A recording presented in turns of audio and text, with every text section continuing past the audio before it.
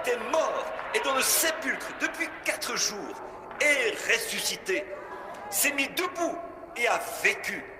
Alléluia! C'était Dieu dans son Fils.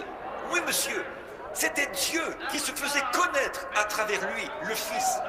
C'était Dieu qui parlait, pas un homme.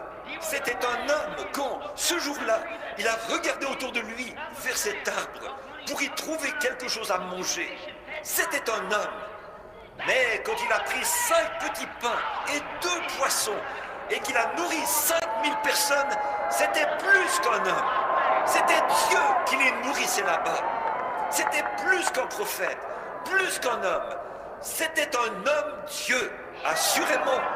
Il s'est allongé à l'arrière de cette petite barque cette nuit-là, alors que la mer rugissait et qu'il rebondissait comme un bouchon de bouteille au milieu de cette mer déchaînée, alors que 10 000 démons de la mer avaient juré qu'ils le noieraient cette nuit-là.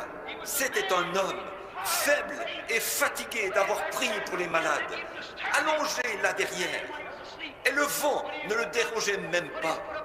C'était un homme quand il était endormi, mais quand il s'est réveillé, qu'il a posé son pied sur le bastingage de la barque, qu'il a levé les yeux et a dit « Silence, tais-toi !» et que les vents et les vagues lui ont obéi. C'était plus qu'un homme. C'était Dieu dans l'homme, se faisant connaître. C'est vrai, c'était un homme à la croix, quand il a imploré la miséricorde. Quand il s'est écrié « J'ai soif », c'était un homme. Quand il est mort, c'était un homme. Mais le matin de Pâques, quand il a brisé les sceaux de la mort, de l'enfer et de la tombe, et qu'il est ressuscité, c'était plus qu'un homme.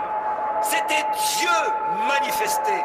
Pas étonnant que le poète ait dit « En vivant, il m'a aimé. En mourant, il m'a sauvé. Enseveli, il a emporté mes péchés au loin. En ressuscitant, il a justifié gratuitement pour toujours. Un jour, il reviendra, au jour glorieux. »